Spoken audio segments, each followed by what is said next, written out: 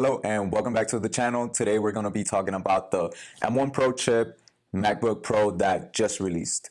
And spoiler alert, this is the best computer I've ever done any testing on, so stay tuned till the end. You do get a traditional MacBook Pro box. Once you open it, the first thing you see is the computer, but let's set that aside. Everything's paper. You do get the MagSafe connector. It goes from a USB-C to a MagSafe connector. You do get the 67-watt power brick. You do get the traditional booklet. You do get this year some black Apple stickers instead of the white ones. First thing you'll notice is, yes, finally the ports. We have on the right side an HDMI 2.0 port, Thunderbolt port. You also get an SD card reader. Yes, SD card reader. Two more Thunderbolt ports on the other side, and a headphone jack that should be able to power your headphones that require a DAC. And the beloved MagSafe charger.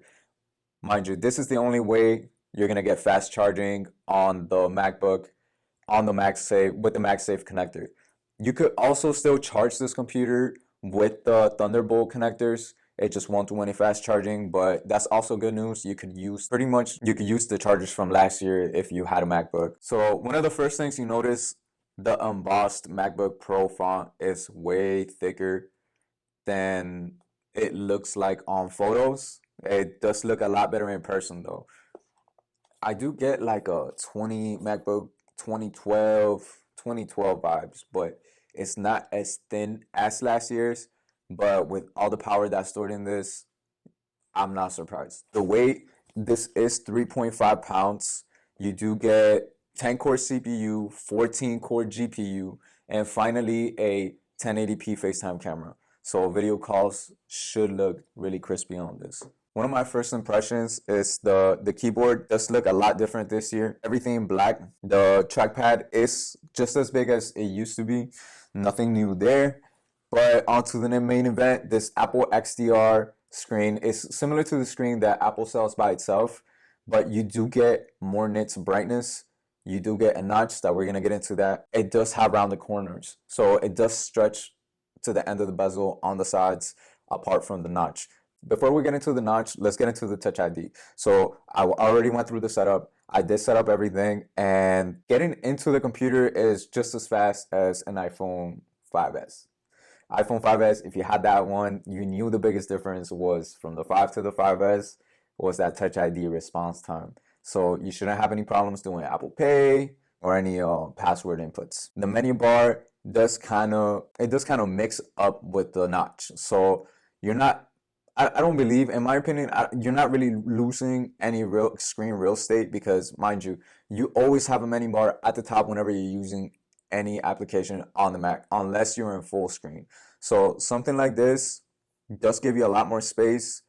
It does look seamless. It doesn't bother me at all. I'd rather have the notch rather than having like square bezels just so it can look symmetrical. It's also a design choice. I'm pretty sure they could have done a smaller notch, but at this point, all the Apple products are bound to have this notch up until they can figure out how to completely get rid of it. It does look like on purpose, because just by looking at this, even from far away, you already know it's a Mac. iPhone with the notch, you already know it's an iPhone. So it's kind of like a design language that just keeps repeating itself, at least for a couple of years now. So there's nothing on this computer that has not been improved. The sound has been improved. The charging, you get the fast charging, 1080p FaceTime camera, all of the above. So let's see how the sound works. Let's see how the sound sounds, if that's even like a real thing.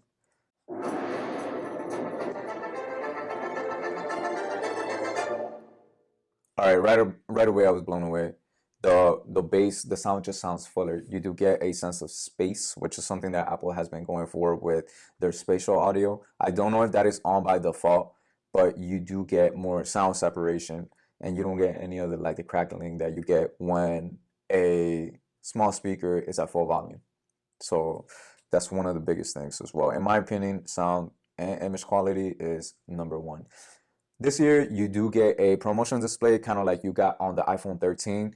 It's 120 hertz refresh rate, but it's also adaptive. So it adapts to the content that you're looking at. If you're watching a movie that's in 30 hertz, it's gonna adapt to 30 hertz. If you're looking at some text, you're just reading an article, it's gonna go as low as it can to save some battery. And when you're in motion, you get the promotion. So who's this computer for? Is this something that to you brings you the value for the money? Mind you, this is the base model, $2,000 for the base model. You get 14 core GPU, 10 core CPU, but it's something that you'll feel the difference if you're only going to be doing schoolwork, office work. You have to decide that because the M1s from last year were already blowing everything out the water. Other than the multi-display support, that was the only thing, in my opinion, that was missing from last year. But it's something that you need in 2021 because right now the computers have gotten so fast that even a lower end MacBook can probably get the job done.